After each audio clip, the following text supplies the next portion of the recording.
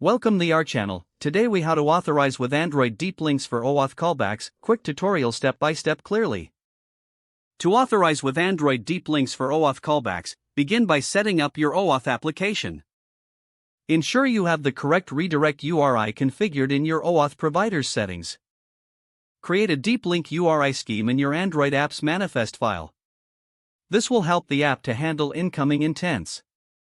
Define the intent filter for the deep link in your Android manifest.xml. Make sure to specify the action and category for your intent filter. Next, implement the OAuth flow in your application. Start by launching the authorization request in a browser.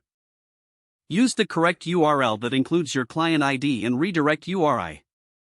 Once the user grants permission, the OAuth provider will redirect to your deep link. Capture the incoming intent in your main activity. Extract the authorization code or token from the intent data. Use this code to request an access token from the OAuth provider.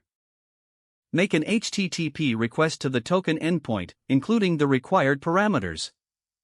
On a successful response, store the access token securely in your app. You can now use this access token for authorized API requests. Test the implementation to ensure everything works smoothly. Congratulations, you have successfully set up authorization with Android deep links for OAuth callbacks. If the page does not load, refresh the browser or try again in a private or incognito window. Make sure you are using the correct email address, then retype it carefully to avoid small typos. If your password is not accepted, use the reset option and create a new strong password you can remember.